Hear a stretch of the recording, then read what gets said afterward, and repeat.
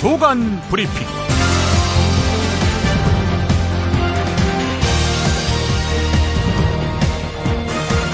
2015년 11월 25일 수요일입니다. 오늘은 상도동계에는 있지만 친박계에는 없는 것, 이런 제목의 한겨레 박찬수 논설위원 칼럼을 인용하면서 시작하겠습니다. 1991년 5월 김영삼 민자당 대표 최고위원은 신경식 의원을 비서실장으로 임명했다. 신경식 의원은 노태우의 민정계였다. 3당 합당 1년이 지나도록 그러나 당은 화학적 결합이 이루어지지 않았다. 민정민주공화 3당이 합당해서 만들어진 당이 바로 민자당이지요. 예. 때는 무전기만한 모토로라 휴대폰이 막 국내에 들어왔을 무렵이다. 한 번은 차 안에서 YS가 최형우 의원과 몹시 언성을 높이며 싸우더란다. 전화 저편에서 말대꾸가 들리니까 경노한 YS는 형우, 야 이 새끼야, 당장 내 사무실로 들어와! 라고 고함을 질렀다. 상명하복이 분명하되 비교적 서로 깍듯하게 대하는 민정계 분위기와는 너무도 달랐다. 당사에 도착하니 최형우 의원이 벌써 대표실에서 기다리고 있었다. YS는 니 벌써 왔나? 하고는 정말 아무 일 없었다는 듯 최형우 의원과 이야기를 나누기 시작했다. 신경식 의원은 참 신기한 광경이었다. 상도동계는 가족 같다는 생각이 들었다. 민정계가 숫자는 많았지만 민주계를 못 당하겠다는 걸 그때 느꼈다라고 말했다. 근데 결국 YS가 당내 소수파임에도 불구하고 차기 민자당 대권 후보를 거머쥐지 않았습니까? 네. DJ에게는 동교동계가 있었다. 그 이후 정치적 계파라고 불릴 수 있는 건 친노와 친박뿐이다. 노무현 전 대통령의 세력을 뜻하는 친노는 통상적인 계파와는 좀 다르다. 대통령이 공천권을 행사하지 않았다. 하긴 노 대통령 자신이 보스가 되길 바라지도 않았다. 오히려 상도동계와 흡사한 것은 친박이다. 보스의 강력한 장악력, 대통령 만들기에 온몸을 바친 충성스런 가신들.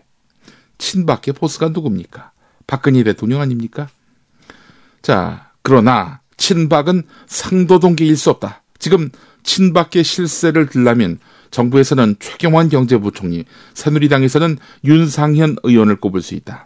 그런 윤상현 의원도 2012년 7월 정두원 의원 체포동의안 부결에 찬성했다가 미움을 사서 12월 대선이 끝날 때까지 박근혜 후보와 전화통화 한 번 제대로 하질 못했다고 한다. 정권 출범 이후 박근혜 대통령과 사이가 멀어진 몇몇 인사들 역시 지금까지 관계가 회복됐다는 얘기는 들리지 않는다. 과거 상도동계, 동교동계엔 그래도 동지가 있고 참모가 있었다. 친박계에는 오직 시종과 메신저만 있을 뿐이다. 예. 반드시 알아야 할 뉴스 살펴보겠습니다.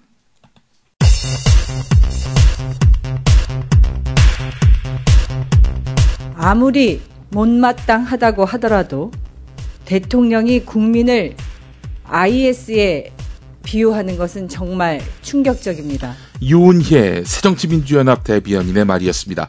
박근혜 대통령이 복면을 착용한 집회 참가자를 이슬람 극단주의 세력 IS에 비유하기도 했죠. 자, 그러나 복면금지법은 집회에서 성소수자나 성매매 여성 등이 얼굴을 가려도 처벌될 수 있기 때문에 시위와 집회의 자유를 위축시킬 수 있다는 우려가 강하게 제기되어 왔습니다. 야당은 국민을 무시하고 적대시하는 발언이라면서 강한 유감을 나타냈습니다.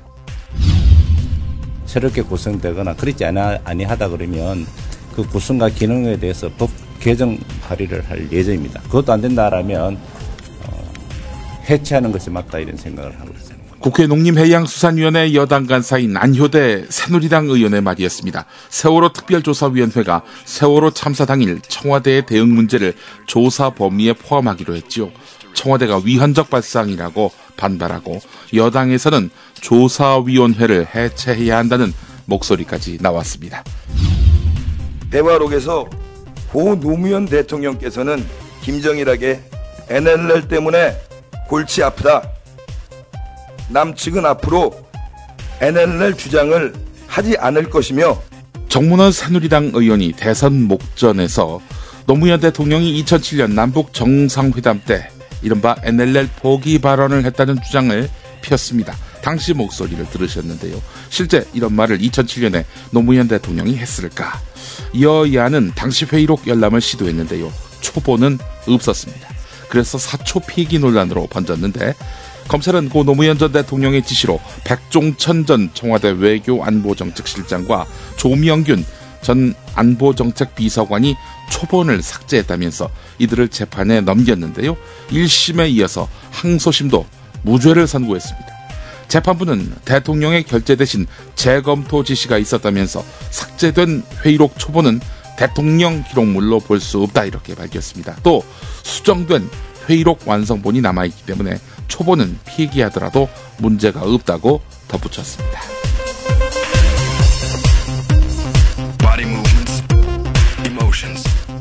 김용민의 조간 브리핑은 이담채 김치 컴백홈 대리운전 전창걸의 새싹 땅콩차 코골이 119 연지연 곰탕이 함께합니다.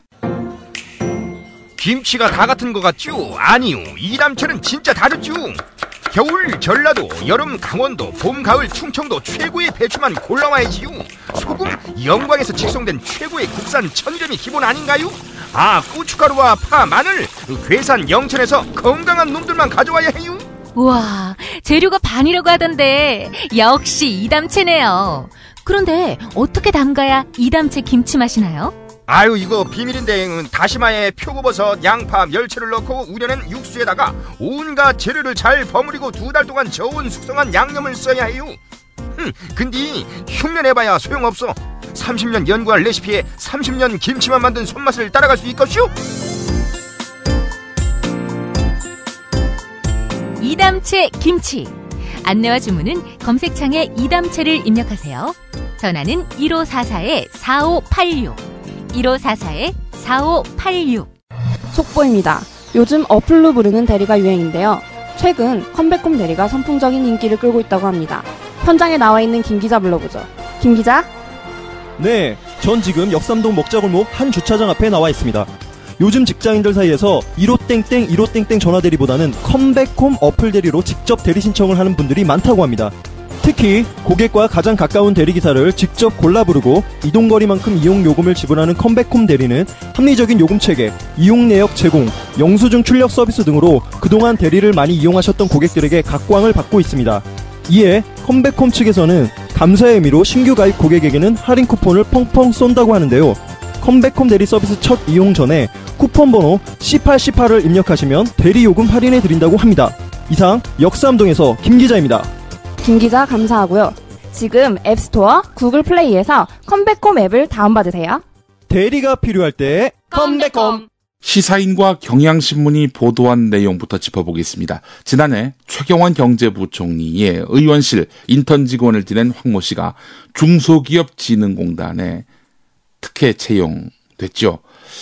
이와 관련한 감사원 감사가 시작됐을 때 일이었습니다. 이때 전 새누리당 의원인 중소기업진흥공단 이영애 감사가 김영호 당시 감사원 사무총장을 노래방에서 만나서 봐주기 감사를 약속한 정황이 드러났습니다.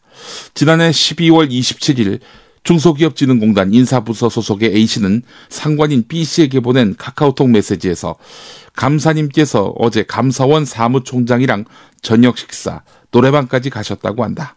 박철규 이사장님 형사 고발은 물론 문제없이 임기 맞춰서 퇴임하시는 걸로 하셨다고.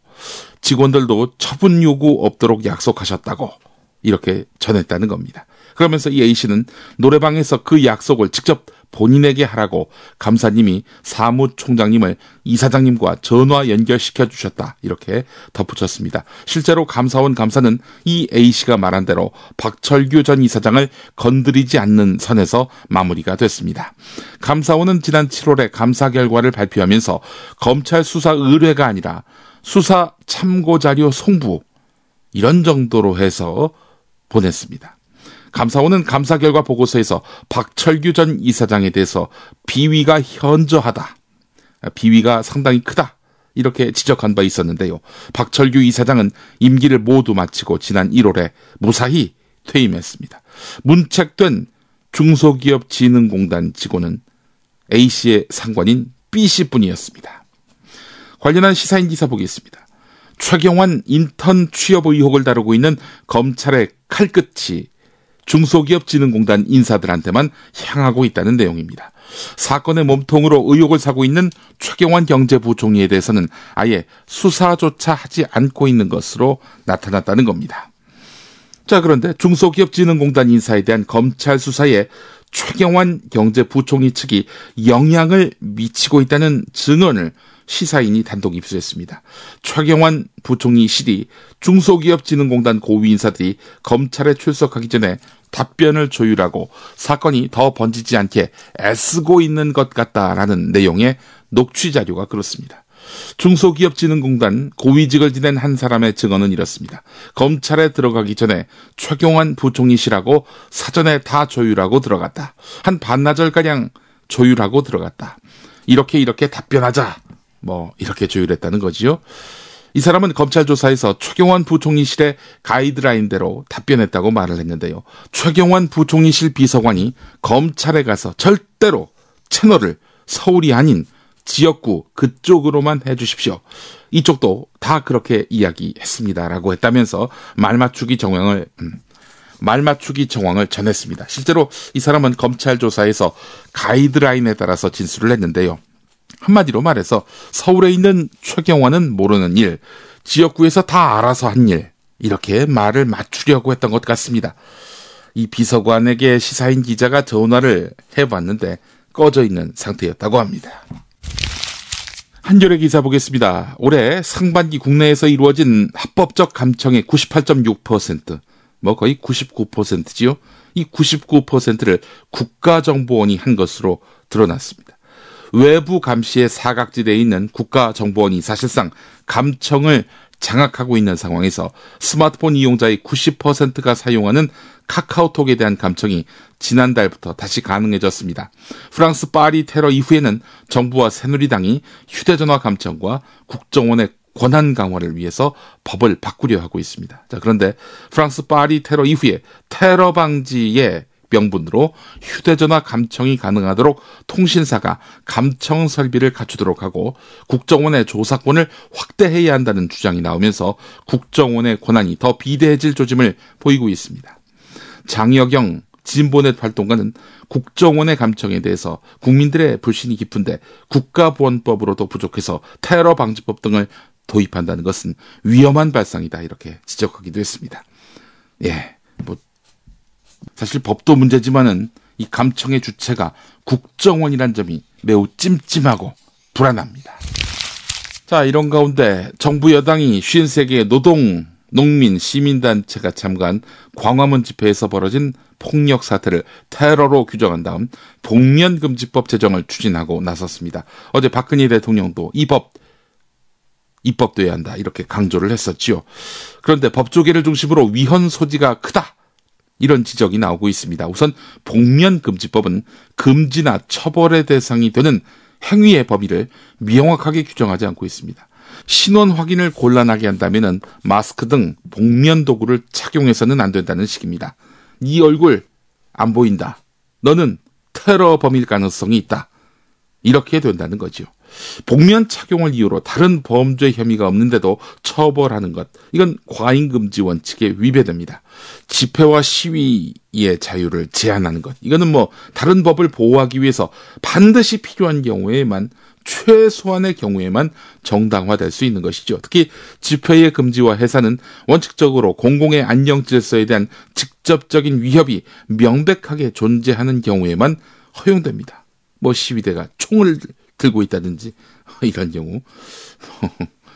근데 그렇지 않고 단순히 마스크 쓰고 나왔다는 이유만으로 처벌한다? 다른 법률과의 관계에 비춰볼 때도 비례의 원칙에도 맞지 않습니다. 복면 착용 이유만으로 처벌하는 형법, 그런 건 없죠. 경향신문 기사였습니다.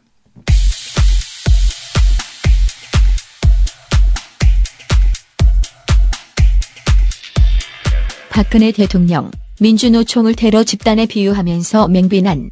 구속영장이 발부된 민노총 위원장이 시위 현장에 나타나서 나라 전체를 마비시킬 수 있다는 것을 보여주자며 폭력 집회를 주도했고 테러 단체들이 불법 시위에 섞여 들어와서 국민의 생명을 위협할 수도 있는 것입니다. 특히 복면 시위는 못하도록 해야 할 것입니다.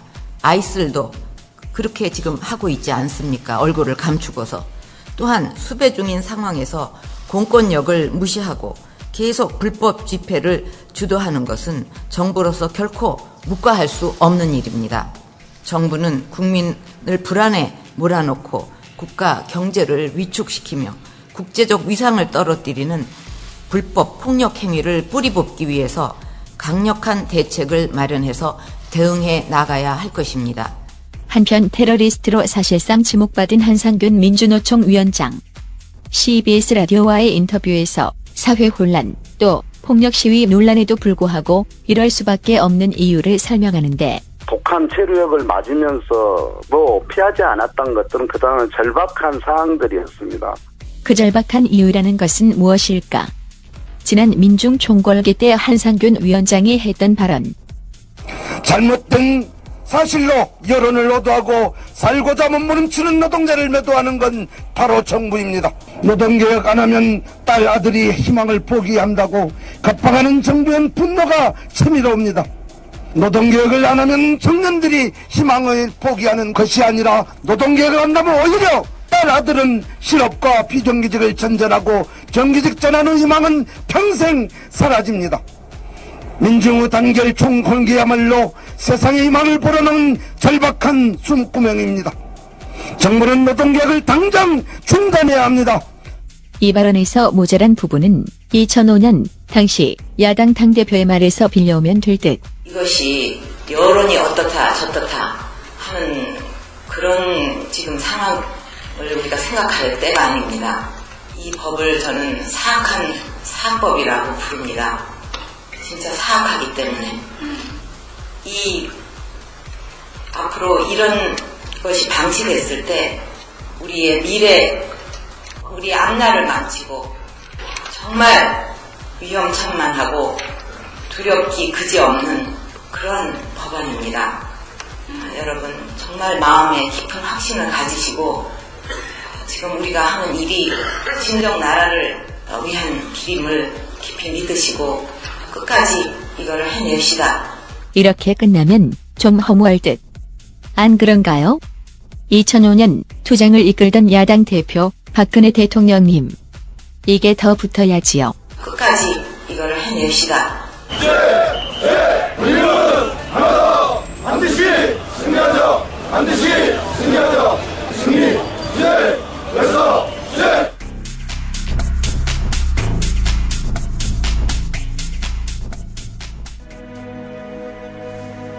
선선한 날씨, 따뜻한 차 한 잔이 그립죠.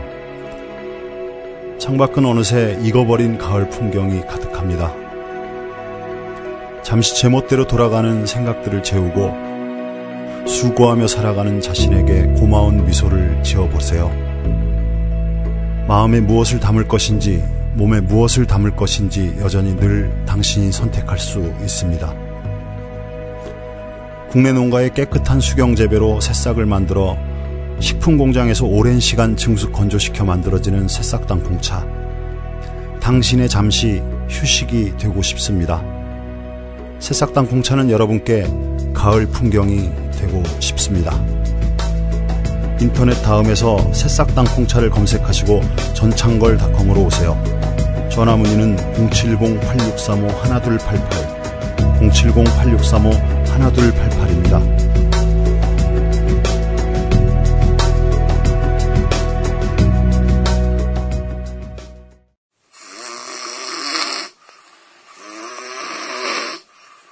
큰일 났네요. 큰일 났어요.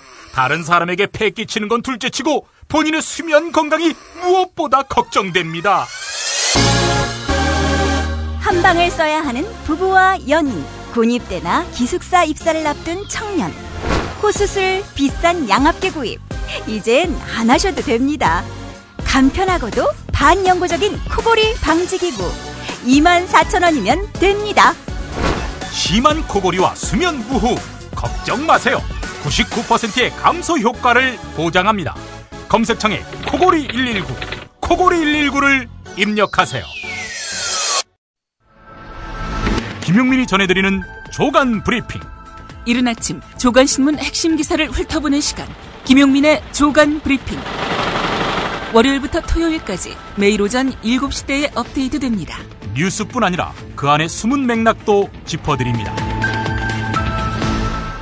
한겨레 기사 보겠습니다. 4.16 세월호 참사 특별조사위원회가 박근혜 대통령이 4월 16일 참사 당일에 어떤 일들을 했는지 이런 것들을 포함한 청와대 대응을 조사하기로 했죠. 이에 대해서 청와대가 위헌적 발상이라면서 노골적인 불쾌감을 표시하고 나섰습니다. 이에 대해서 야당과 세월호 유가족들은 진상조사를 무력화시키는 것이라면서 반발하고 나섰는데요. 헌법학자들은 헌법 조항을 자의적으로 해석한 것이다 이렇게 지적했습니다. 청와대 조사가 위헌이다. 이거는 아전인수란 얘기입니다. 헌법학자들은 어떤 입장일까? 세월호 특별조사위원회에 대통령 행적을 조사하겠다는 입장. 이거는 헌법에 위배될 여지가 없다는 지적이 우세합니다. 임지봉 서강대 법학전문대학원 교수는 세월호 특조위의 활동은 수사가 아니라 조사다. 위헌을 이야기하는 것은 대통령의 형사상 소출을 면제한다는 헌법 84조를 잘못 끌어온 것이다. 또 헌법 84조의 형사소추는 기소를 의미한다. 기소가 아니라면 대통령은 조사는 물론이고 수사도 할 수 있다라는 것이 많은 헌법학자들의 견해다라고 임지봉 교수는 말했습니다. 이 또 헌법학자이기도 한 정종섭 행정자치부 장관도 과거 자신의 저서인 헌법학 원론에서 헌법 84조에서 말하는 형사상의 소추는 기소를 의미한다. 대통령의 재직 중에 행해진 범죄 행위에 대해서도 수사기관은 언제든지 수사할 수 있어야 한다. 이렇게 명확하게 서술한 바 있습니다. 예, 정종섭 장관 진실한 사람으로 꼽히고 있지 않습니까? 이 시점에 진실한 사람이 나서서 청와대 헛소리를 바로 잡아줘야 할 것 같습니다. 관련한 경향신문 사설도 있습니다. 청와대는 박근혜 대통령이 21차례 보고받고 7차례 지시를 내렸다면서 세월호 참사 당일 할 일 했다. 더 이상 시비 걸지 말라. 이런 입장이다. 그러나 이는 조사 대상인 청와대가 자체적으로 만든 일방적인 자료일 뿐이다. 보고와 지시의 구체적인 내용도 전혀 공개한 바 없다. 이것만 갖고는 박근혜 대통령과 청와대의 대응이 적절했는지 규명하지 못할 뿐 아니라 향후 유사 국가재난 발생 때에 대비책도 세울 수 없다. 청와대는 박근혜 대통령이 조사받기 싫다면 조사 대상에서 예외가 돼야 할 이유를 제시해야 한다. 특조위 결정을 근거도 없이 위헌적 발상으로 몰아가거나 불순한 의도라면서 정치 공세를 하는 새누리당 의원들의 방식 말고 충분히 납득할 만한 설명을 해야 한다. 언제까지나 청와대와 새누리당 관료 조직이 쳐놓은 성역 뒤에 숨어 있을 수는 없다. 박근혜 대통령은 지난해 5월 대국민 담화에서 자신이 세월호 침몰 참사의 최종 책임자라고 인정했다. 그렇다면 당당하게 조사를 자청하는 것이 맞다. 네, 이런 내용이었습니다. 김영삼 전 대통령 서거 관련한 소식 몇 가지 짚어보겠습니다. 김영삼 정부 초대 통일부총리를 지낸 한완상 전 부총리가 한겨레 그리고 경향신문과 인터뷰를 했습니다. 한완상 전 부총리 DJ 때는 통일부총리를 또 지냈지요. 평가가 냉정했습니다. 3당 통합대 YS는 호랑이를 잡으려면 호랑이 굴에 들어가야지라고 하더라. 이후에 호랑이를 잡아서 법정에 세우기도 했다. 그런데 자기가 법정에 세운 호랑이들이 키운 냉전 세력, 언론에 포위돼서 결국 개혁 동력을 잃어버린 게 아쉽다. 네, 이런 말을 했습니다. 지금 새누리당이 YS 계승을 말하고 있는데 이렇게 물어보니까 여당은 YS가 한국 정치사에 그어놓은 민주화 여정의 업적으로 돌아가야 한다. 김무성 대표와 서청원 최고위원이 친박이니 아니냐를 놓고 다투는 것을 보면 어떻게 위대한 민주투사 밑에서 저런 제자가 나올 수 있는가 싶다. 제발 정치적 아들이니 이런 소리 안 했으면 좋겠다. 지금 여당의 주요 정치인들은 내가 보기에 YS가 가열차게 싸웠던 대상인 중도 통합론자들이다. 네, 이렇게 말했습니다. 야당에게 YS가 주는 교훈이 무엇인가 이렇게 물어보니까요. 역사가 체계적으로 후퇴하는 이런 조건에서 야당 내부 무슨 밥그릇 싸움을 할 수 있단 말인가. 문재인 대표는 YS가 어떻게 박정희 정권과 대치해서 국회의원 제명까지 당하면서 역사 후퇴를 막으려고 싸웠는지 벤치마킹 해야 한다. 네. YS의 저돌성을 배우라 이런 얘기 같습니다. 비슷한 맥락의 중앙일보 기사를 보겠습니다. 정치학자가 YS 서거 이후 더욱 공허해진 한국 정치를 진단했습니다. 여야 모두 선거 패배를 하면 대표직을 내놔야 한다라는 등식부터 바꿔야 한다. 이런 지적이 제기됐는데요. 이철희 두문정치전략연구소장은 한국 정당은 삼김시대 이후 강력한 리더는 곧 반민주라는 등식 아래 리더십을 형성하지 못하게 하고 있다. 리더를 선출할 때는 최대한 경쟁을 시키지만 리더로 선출되면 사소한 패배에 책임론을 들고 나오기보다는 상당한 권한과 시간을 줘야 리더십을 만들 수 있다. 이렇게 강조했습니다. 서울대 강원택 교수 역시 정치 리더십이 제대로 되려면 자신들이 선출한 당대표에게 충분한 권한과 시간을 주는 책임 정치를 하도록 해야 한다. 지금처럼 4개월에서 5개월 단기 리더가 이렇게 반복되는 상황에서 어떤 리더가 제대로 힘을 쓸 수 있겠는가 이렇게 말했습니다. 하여간 선거 주기마다 당대표가 바뀌는 이런 상황. 이래서야 어떤 리더가 클 수 있겠는가라는 이야기지요. 한편 서강대 손호철 교수는 지금 정치인들은 정치라는 직업을 가진 눈앞의 이익만 보는 생계형 자영업자로밖에 안 보인다. 희생적 리더십을 가진 사람이 클 수 있도록 하려면 지역주의를 깰 수 있는 선거 제도가 필요하다. 네, 이런 이야기를 했습니다. 담판을 했을 때 강력한 권한을 가진 그런 당대표 실종도 했죠. 과거 보수 정치 시대에는 YSDJ, JP가 합의하면 뭐 다 됐었는데 말입니다. 내부에서 흔들기 뭐 이런 게 어디 있었습니까? 지금 새정치민주연합에게 말하는 그런 기사 같습니다. 내년 공천 받기 위해서 아무래도 자기 공천 받는데 걸림돌이 되는 혁신안, 이 혁신안을 만든 문재인 체제를 흔들지 않으면 안 된다라는 생각을 하고 있는 얼빠진 비주류들. 네. 이자들이 창궐하고 있는 야당에서 무슨 강력한 리더십 이게 가능하겠습니까? 윤여준 전 환경부 장관 인터뷰 중앙일보에 실렸습니다. 강찬호의 직격 인터뷰 코너에 있는 건데요.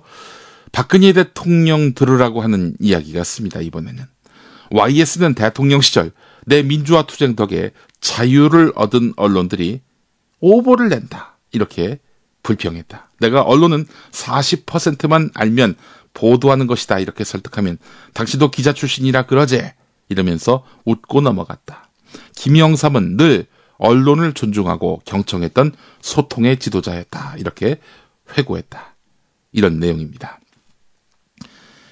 기자가 물어봤습니다. 당시 YS에게 쓴소리를 하면은 얼마나 받아줬는가 이렇게 물어보니까 10개를 건의하면 6개에서 7개는 받아줬다. 내가 아니 지금 대통령님 그렇게 하시면은 문제가 생깁니다 라고 하면 내 생각이 짧았다 이러면서 없던 일로 한다. 민정수석이 시중에 도는 대통령 욕을 그대로 전하면 무한한 표정을 지으면서도 끝까지 들었다. 다른 수석들이 아무리 그래도 욕까지 보고할 필요가 있느냐라고 탓하면 YS는 괜찮다. 그게 바로 민정수석이 해야 할 일이다. 이렇게 감쌌다. 예, 윤여준 전 장관이 이런 말을 했다는 겁니다. 한원상 전 부총리에게 했던 질문과 비슷한 질문이 있습니다. 김무성 새누리당 대표가 YS의 정치적 아들을 자처하고 있는데 어떻게 보는가라고 물어보니까 YS는 결단을 내리면 실패를 두려워 안고 밀어붙이고 결과도 책임지는 사람이었다. 이런 자질 측면에서 김무성 대표는 아직 미흡하다. 현 시점에서는 YS의 정치적 아들이라고 말할 만한 인물은 정치권에 없다. 네, 이렇게 단언했습니다. 한편 YS와 DJ 집권 시기를 가로질러서 법무부 장관, 검찰총장 이렇게 검찰을 지휘하는 지위에 있었던 김태정 씨가 동아일보에 밝힌 비화가 있습니다. 1997년 대선 당시 신한국당 강삼재 사무총장은 새정치국민회의 김대중 후보가 365개 가차명 계좌에 670억 원대 비자금을 관리해왔다 이렇게 폭로하고 DJ를 검찰에 고발했습니다.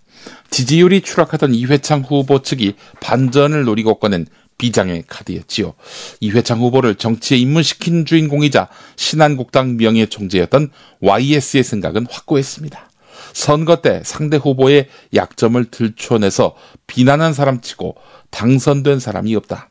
대선을 앞두고 DJ 비자금을 수사하는 것은 비겁한 짓이다. 네, 이런 말을 했다는 겁니다. 이 정치적 오해를 피하기 위해서 김태정 당시 검찰총장이었지요. 이 사람은 김영삼 대통령을 극비리에 만났습니다. 김태정 당시 검찰총장은 대통령 비서실의 안내에 따라서 일요일 새벽에 관용차가 아닌 개인 차량으로 청와대 관저를 찾았는데 독대 이틀 뒤에 검찰이 비자금 수사 유보 방침을 발표하니까 이회창 후보 진영에서는 YS가 깊이 관여했다면서 청와대 업무서를 제기했습니다. 이회창 후보와 사이가 벌어진 YS가 이회창 죽이기에 나섰다는 겁니다. YS는 이튿날 이회창 후보의 탈당 요구를 받고 11월 자신이 만든 신한국당을 탈당합니다. 그 이후로 두고두고 이회창에게 섭섭했던 YS는 정치를 하려면 먼저 사람이 돼야 한다라면서 이회창 씨를 공격하곤 했지요. 김태정 전 법무부 장관은 수사 유보 결정에 있어서 YS의 지시는 없었다 이렇게 강조를 했는데요. 직접적인 지시는 없었더라도 힌트는 받았겠죠. 그 힌트를 받으러 청와대 갔다 온 거 아닙니까? 현직 대통령 동의 없이 검찰총장 혼자서 대선에 지대한 영향을 끼칠 수 있는 그런 사건에 대해서 혼자 그렇게 정치적 결정을 했다? 상상하기 힘들지요. 한편 요즘 우후죽순격으로 YS의 비화가 언론에 소개되고 있는데 이를 지켜보는 김태규 한겨레 기자의 입장은 상당히 불편합니다. 김태규 기자가 페이스북에 남긴 글 소개해드리겠습니다. 어제 SBS 8시 뉴스 YS가 생전에 육성 증언을 했다고 한다. 검찰이 쿠데타로 정권을 찬탈한 전두환 노태우를 공소권 없음 처분하면서 처벌 불가 결론을 내렸는데 이때가 1993년인가 그랬죠? YS는 독일에서 못된 걸 배워서 이런 수사 결과를 내놓은 데 써먹은 그 검사를 자신이 혼냈다 이렇게 주장하고 있었다. 전두환 노태우 공소권 없음 처분과 그 논리를 검찰이 공식적으로 발표할 때까지 대통령인 자신은 전혀 몰랐다는 이야기다. 그런데 이거는 상식적으로 말이 안 되고 객관적인 사실관계와도 배치된다. YS는 임기 초인 1993년 5월 12.12와 5.18 사건을 잊지는 말되 평가는 역사에 맡기자. 진상규명과 관련해 미흡한 부분이 있다면 훗날에 역사에 맡기는 것이 도리라고 밝힌 바 있었다. 검찰의 공소권 없음 결정은 그로부터 2개월 뒤 검찰이 대통령의 말씀을 받들어 내린 결론이었다. 또 전직 대통령을 범죄자로 만들어야 할지 말지 판단해야 하는 이런 고도의 정치적인 문제를 일개 검사가 대통령과 교감도 없이 처리했을 리도 없다. 민주든 독재든 정권의 성격을 떠나서 대통령이 임명한 법무부 장관은 검찰총장을 지휘하며 검찰의 주요 사건 수사 결과를 발표 전에 당연히 법무부에 보고한다. 그런데도 전두환 노태우 부하주기 수사 결과의 책임을 검찰에게 온팡 뒤집어 씌우는 건 YS의 착오이거나 기망이다. 뭘 잘 모르고 하는 이야기거나 거짓말일 가능성이 있다는 거지요. 전두환 노태우 문제는 2년 뒤인 1995년 180도로 바뀐다.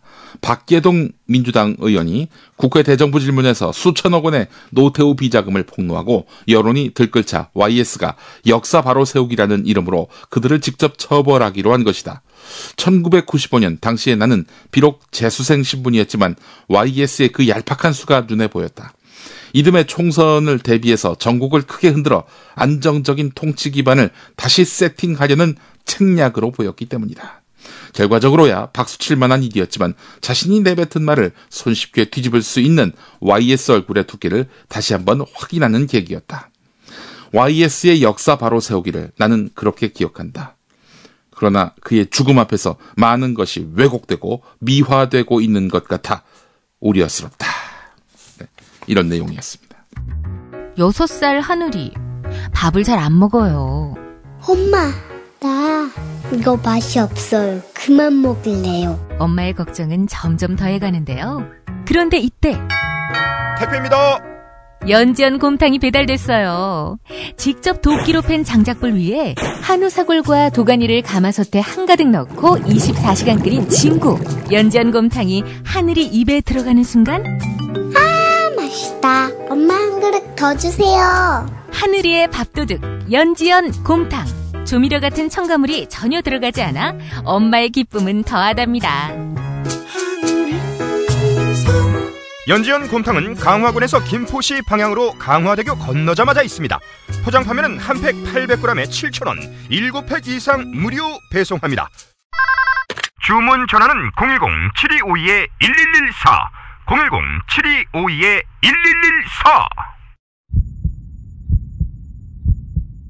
거리의 사제 함세용. 건강한 민족공동체가 형성되기 위해서는 역사 정의가 이룩되어야 됩니다. 진진된 역사, 기술 회복을 위해서 함께 노력하고자 합니다. 탐사 전문기자 주진우. 낮에 막걸리를 많이 드셨지 않습니까? 항상 해진 옷을 입고.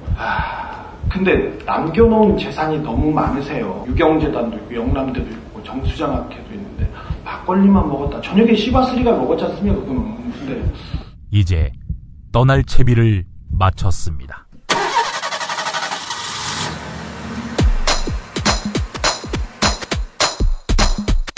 역사와 정의의 가치가 뿌리채 흔들리며 위태롭게 저물어가는 광복 70년. 두 남자의 토크 콘서트를 만나실 때입니다.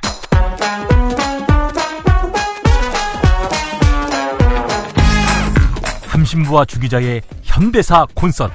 12월 11일 금요일 저녁 7시 대전 기독교연합회관 연봉홀. 이튿날인 12월 12일 토요일에는 낮 3시 광주 김대중 컨벤션 센터에서 있습니다. 예스24에서 현재 티켓 예매 중이며 입장료 2만 원 중 일부는 역사 바로 세우기 활동에 기부합니다. 시사인과 천주교 정의구현 사재단이 주최하는 함신부와 주기자의 현대사 콘서트. 여러분 모두를 초대합니다. 다음 소식입니다. 가계빚이 석 달 동안 34조 5천억 원 급증했습니다. 이런 속도라면은 연말에 1200조 원을 돌파하거나 바짝 다가설 전망입니다. 이와 관련한 소식 거의 모든 신문이 다 다루고 있는데요. 한국은행이 내놓은 3분기 가계 신용에 따른 겁니다. 9월 말에 가계빚은 1166조 원인데요. 정부가 국회에 제출한 내년 예산은 386조 7천억 원의 3배가 넘습니다. 금융당국은 내년부터 대출자의 빚 갚을 능력을 구체적으로 따져보는 가계부채 억제 대책을 시행할 계획입니다. 빚 갚을 능력이 있으면 돈 잘 안 빌려주겠다 이런 얘기죠. 막 빌려가라고 할 땐 언제고. 에이구. 이 소식 역시 거의 모든 조간이 다 다뤘습니다. 미국이 한국형 전투기 KF-X 개발에 필수적인 4개 핵심 기술의 이전을 거부했지요. 이건 이미 다 아는 내용입니다. 자, 그런데 당초 계약서에 명시되어 있다던 21개 기술 항목의 이전까지 미루고 있다고 합니다. 4개뿐만 아니라 21개도 기술 이전, 이걸 미루고 있다는 얘기죠. 21 더하기 4 하면 25개 아닙니까? 방위사업청은 지난달에 11월 중에 미국 정부의 기술 이전 승인이 날 것이다 이렇게 장담했는데 말이죠. 미국 측에 21개 기술을 세분해서 협력할 것을 요구하고 나섰다는 겁니다.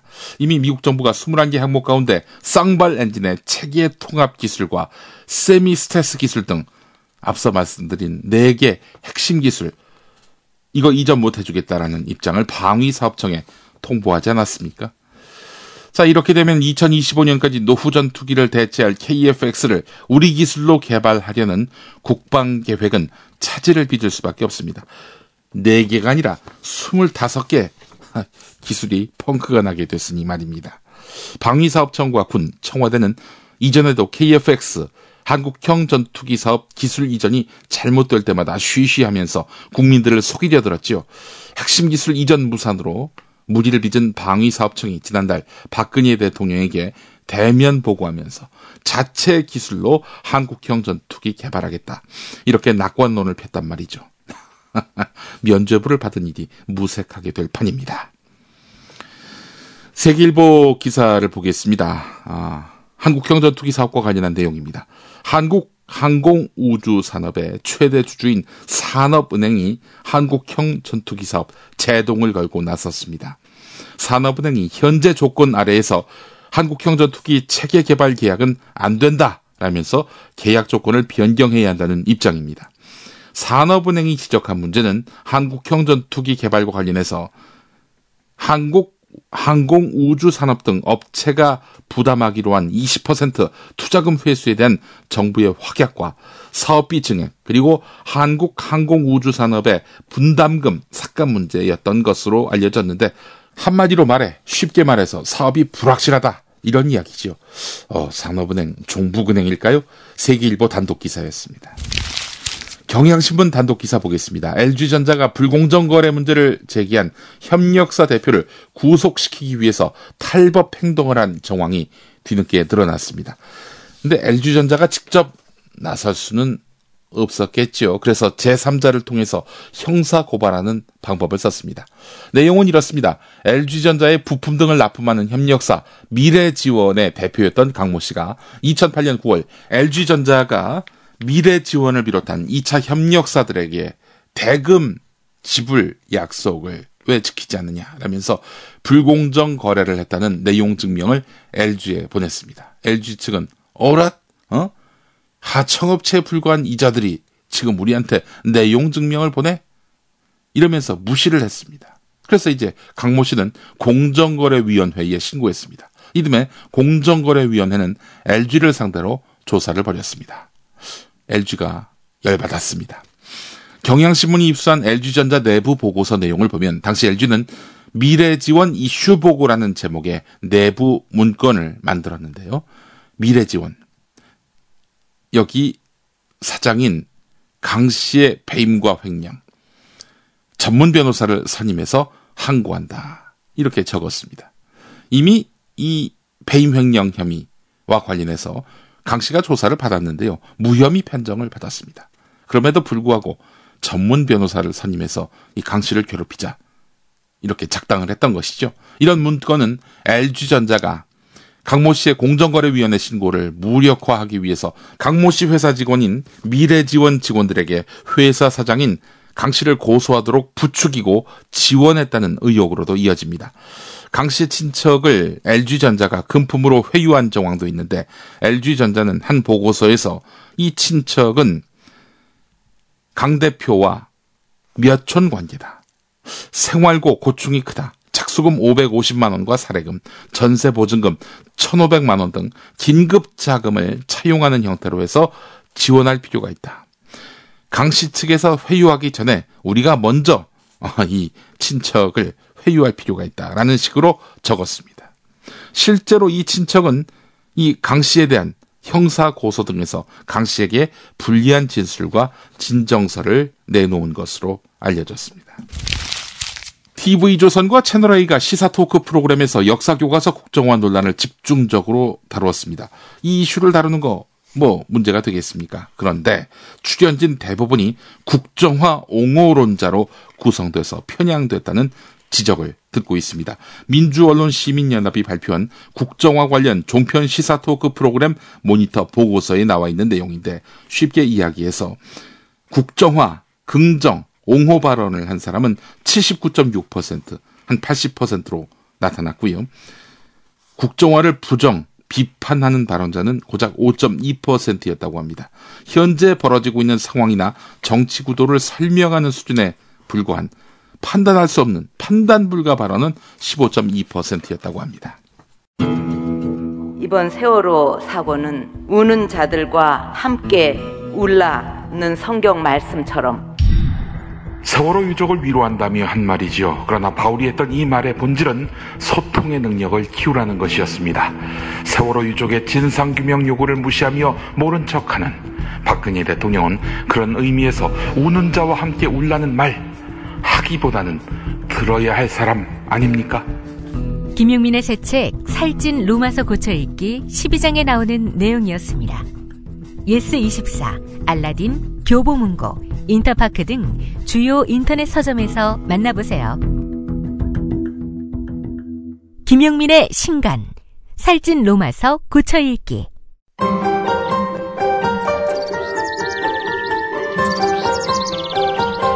오늘의 날씨. 밤부터 전국에 비가 내렸습니다. 오늘까지 예상 강수량은 동해안 10에서 60mm, 그 밖의 지역은 5에서 20mm로 예상됩니다. 기온이 낮은 곳은 눈으로 내리겠습니다. 오늘은 더 춥습니다. 서울의 낮 기온 4도, 대구는 7도로 한낮에도 5도 안팎에 머물겠습니다. 내일 서울의 아침 기온 영하 2도, 금요일에는 영하 5도까지 뚝 떨어지겠습니다. 김용민의 조간브리핑은 칼럼니스트가 두려워하는 대통령이란 제목의 단국대 의대 서민 교수의 칼럼 일부를 소개하면서 마무리하려고 합니다. 칼럼니스트의 호시절은 박근혜 후보가 대통령에 당선되면서 끝났다. 박 대통령은 기이할 정도로 아무 일도 하지 않았다. 그렇다고 말씀을 많이 하시느냐 하면 그런 것도 아니었고, 어쩌다 하시는 말씀은 일반인이 알아듣기 어려운 것들이었다. 2015년 5월 국무회의 도중에 하신 말씀을 보자. 우리의 핵심 목표는 올해 달성해야 할 것은 이것이다 하는 것을 정신을 차리고 나가면 우리의 에너지를 분산시키는 걸 해낼 수 있다는 마음을 가지셔야 될 거라고 생각한다. 예, 참 많은 이들의 풍자 대상이 됐죠. 해석이 돼야 칼럼으로 쓸 텐데 무슨 말인지 당초에 알아듣지 못하니 도저히 쓸 수가 없었다. 2주라는 칼럼 마감 시간은 큰 부담으로 다가왔다. 억지로 짜내듯 보내는 글도 마음에 들지 않았다. 안 되겠다 싶어서 칼럼을 그만 쓰겠습니다라는 메일을 보내기도 했다. 그러던 차에 대통령이 드디어 일을 시작했다. 역사교과서 국정화. 그동안 소재 고갈로 힘들었던 분들이 가뭄의 단비를 만난 듯 환호했고 신문 오피니언란의 대부분이 국정화 관련 글들로 채워졌다. 한편으로는 걱정된다. 당분간은 국정화로 끌고 나갈 수 있겠지만 임기가 끝날 때까지 앞으로 50여 번 더 글을 써야 하는데 무슨 수로 채워야 할까? 남은 2년이 두렵게 느껴지는 이유다. 김영삼 전 대통령이 서거했다. 내가 기억하는 고인은 깜짝 쇼를 좋아했고 자화자찬 기질도 좀 있었다. 실명제를 발표한 뒤 기자들에게 놀랬지라고 즐거워한 대목이라던가 남북 정상회담을 앞두고 김일성이 사망하니까 나 때문에 스트레스를 받아서 죽었다라고 말한 게 대표적이다. 고인의 명복을 비는 와중에 그분이 대통령을 하던 시절에 내가 칼럼을 썼다면 어땠을까 잠시 생각해봤다. 스스로 내린 결론은 이러하다. 지금보다야 나았겠지. 석간에서 뵙겠습니다.